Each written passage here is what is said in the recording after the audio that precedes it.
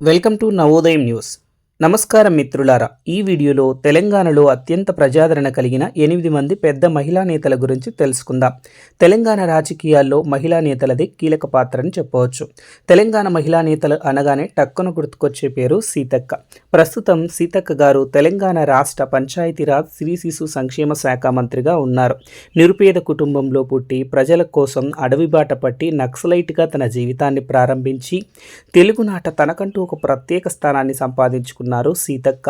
ప్రజల కోసం అడవుల్లో పోరాటం చేసిన, ప్రజాక్షేత్రంలో పోరాటం చేసిన, ప్రజల సమస్యల కోసమే నిరంతరం పరితపించారు.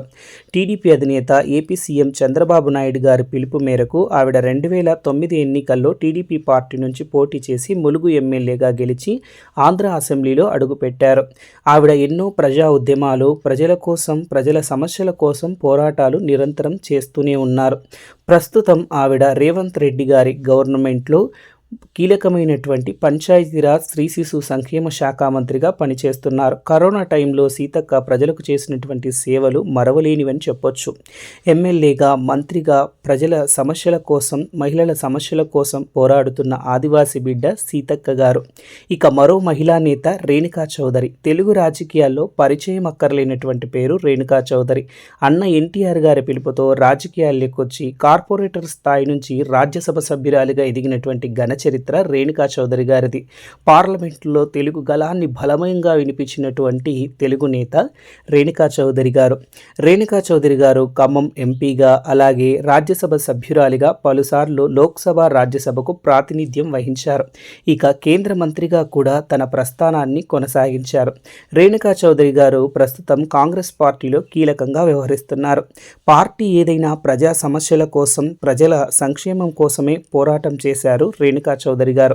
తెలుగు రాజకీయాల్లో అప్పటికి ఇప్పటికీ ఎప్పటికీ ఫైర్ బ్రాండ్ అంటే రేణుకా చౌదరి గారు అని చెప్పొచ్చు. ఇక తెలంగాణ రాజకీయాల్లో మరో కీలక నేత సబితా ఇంద్రారెడ్డి గారు. వైఎస్ రాజశేఖర్ రెడ్డి చెల్లెలుగా చెప్పుకునే సబితా ఇంద్రారెడ్డి గారు భారతదేశంలోనే మొట్టమొదటి మహిళా హోంమంత్రిగా చరిత్ర సృష్టించారు.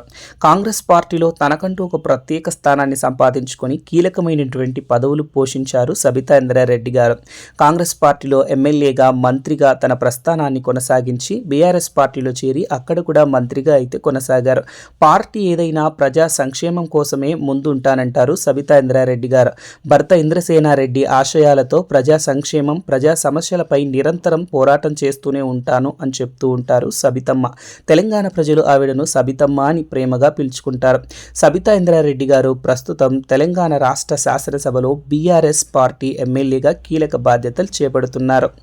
ఇక మరో మహిళా నేత కల్వకుంట్ల కవిత. కేసీఆర్ బిడ్డగా తెలుగు రాజకీయాల్లోకి ప్రవేశించి నిజామాబాద్ ఎంపీగా ఘన విజయం సాధించి పార్లమెంట్లో తెలుగువాణి బలంగా వినిపించారు. తెలుగు రాజకీయాల్లో కవిత పరిచయం అక్కర్లేనటువంటి పేరని చెప్పొచ్చు. తండ్రిలాగే వాగ్దాటి, అలాగే ప్రజా సమస్యలపై మంచి అవగాహన ఉన్నటువంటి ఎమ్మెల్సీ కవిత గారు ప్రస్తుతం బీఆర్ఎస్ పార్టీలో ప్రకంపనలు సృష్టిస్తున్నారు.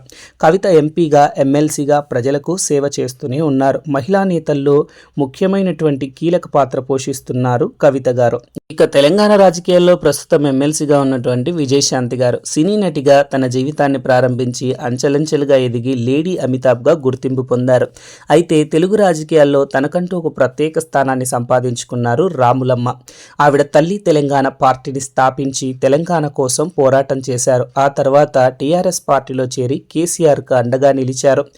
కేసీఆర్ సారథ్యంలోని టీఆర్ఎస్ పార్టీ నుంచి మెదక్ ఎంపీగా ఘన విజయం సాధించి లోక్సభలో తెలంగాణ వాణి బలంగా వినిపించారు.